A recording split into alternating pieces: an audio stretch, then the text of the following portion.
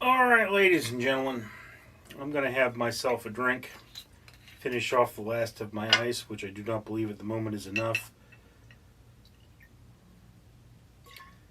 Going with half a shot here.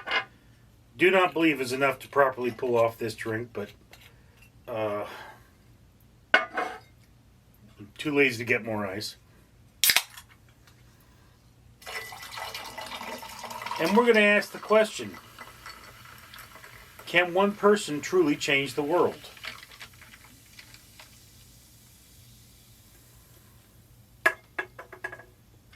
Before I get into that, let me remind you that for every 1,000 subscribers I get, I do purchase one of these bracelets from 4Ocean. 4Ocean then pulls a pound of trash out of the ocean every time I do that. If you'd be so kind as to comment, like, and subscribe, you would be doing your part for a better world. And that brings us directly into our discussion. Can one person change the world? I'm afraid it is impossible for one person to not change the world. No matter what happens, you change the world. Okay?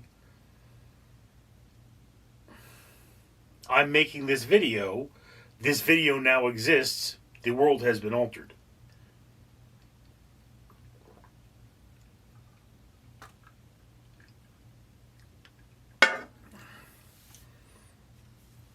You might say that this is a small change, but it is a change. Therefore, the question is improperly phrased. The question, of course, becomes, is it possible for one person to significantly change the world? And this becomes a more complicated question, because what do you mean by change? What do you mean by the world? And the question, of course, becomes, is it possible for one person to impact the zeitgeist of the planet Earth?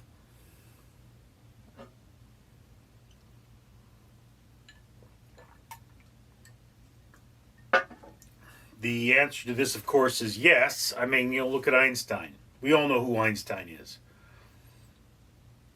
You might argue the fact that Einstein was strongly influenced by the people who did research before him,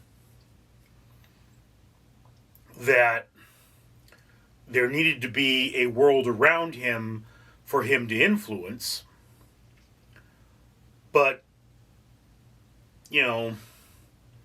that goes back into the concept that we all change the world.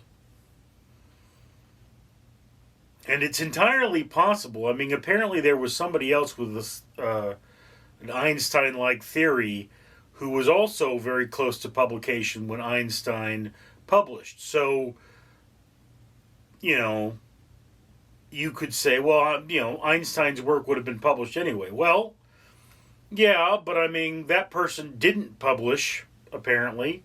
And if they did publish, they did not become as popular because we don't examine that as a similar or comparative theory.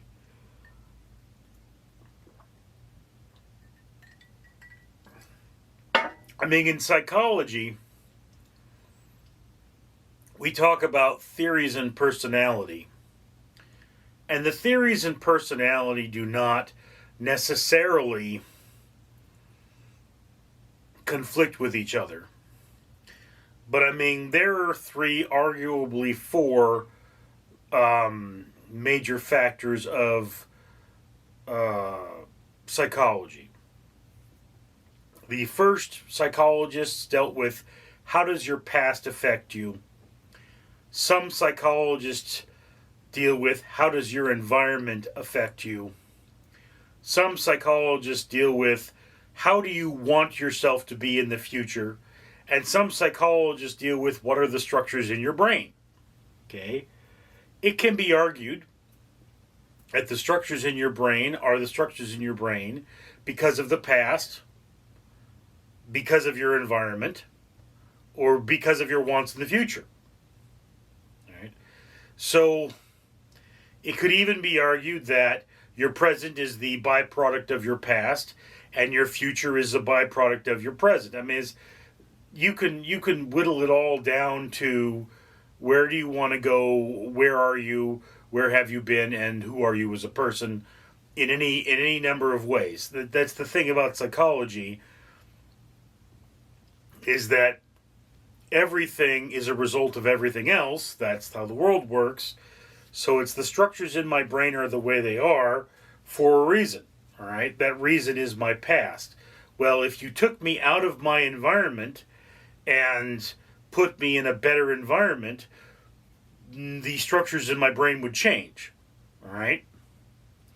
So, and then, you define your goals for the future, the goals you're truly working towards, and all these things mix together in a blur.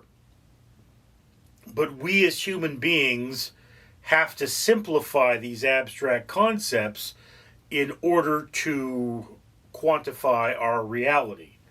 I mean, the concept of death, Dr. Manhattan in Watchmen, he goes, a live body is no chemically different than a dead body.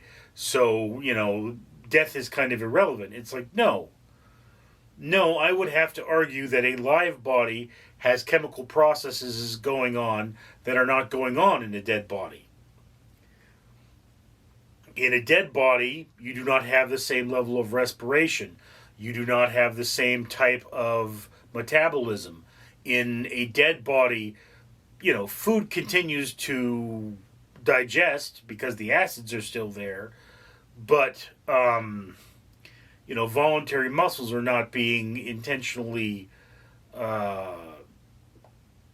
closed and such like that. There is what they call in death the point of fermentation, and there's no distinctive point wherein death is permanent. We've never been able to determine, it's at this very chemical reaction where you cannot bring somebody back from the dead. The thing about bringing somebody back from the dead is that, there is a point where the brain is simply no longer viable, and you're not bringing the person back, you're bringing the body back. And it's like, you could make the argument that,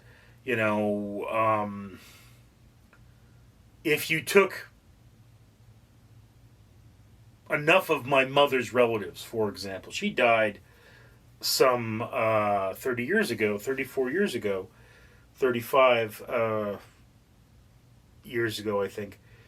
Now, it's right on the cusp, but she died in December.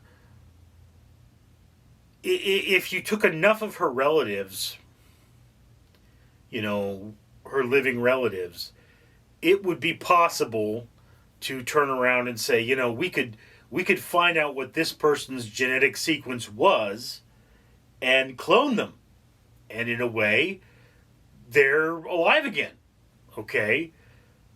But this is just the biological sense of them. This is not my mother. She doesn't remember giving birth to me. She doesn't remember me. This is not the same physical age. Likely could have the same cause of death or could have a different cause of death. Medical technology has changed.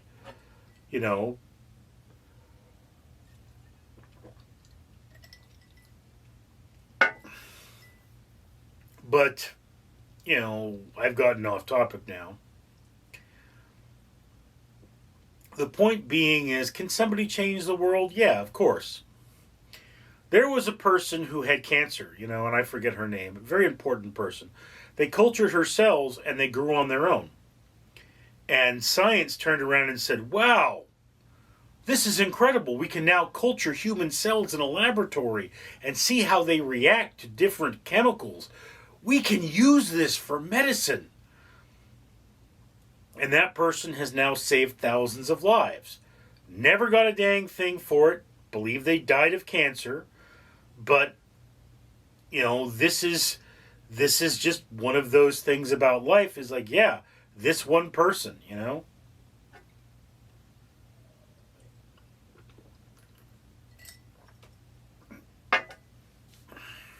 So yeah, one person can change the world on a grand scale. And you know something else? Every person changes the world somehow. Even if you get up today and you walk off, you know, you vacate a job, you vacate a residence. I mean, look, if let's just say after this video, I walked into the ocean, just for the sake of argument. I walk into the ocean, or I go swimming in the ocean, and this big shark comes up and he swallows me whole, and you know, no one can ever find out what happened to me. Well, there'd probably be an investigation. My residence would be empty. My blogs would go silent. And, you know, the world wouldn't care, but somebody would. There would be some impact. And that impact spreads out. So it's like, you know, let's say there's a police investigation. Well, the police are then spending time investigating what happened to me as opposed to doing something else, looking at a cold case. So, yeah, you know, that's the world we live in. You change the world with every decision, with every moment, every action. The fact that I chose to drink a soda and not a energy drink changed the world in some way. The significance of that, who will ever know? You know, if I went out here and I said I'm going to drink every energy drink I own, eventually I'd have a heart attack and die. So yeah, you know, that's a possibility. At some point, however, there is the one more energy drink is what's going to do it. That's the world we live in. And that action would definitely change the world. At least my world, in a significant way. I'm Richard. Danger Ducky says, this is your magic moment. A moment for you to do something that is good for the world. You can comment, like, and subscribe, because for every 1,000 subscribers this channel gets, they will buy one of these bracelets I am wearing. Each one of these bracelets I am wearing means that one pound of trash will be removed from the ocean. Cleaning the ocean is an expensive thing to do, and we need your help, so don't be trash. Comment, like, and subscribe, and get trash out of the ocean.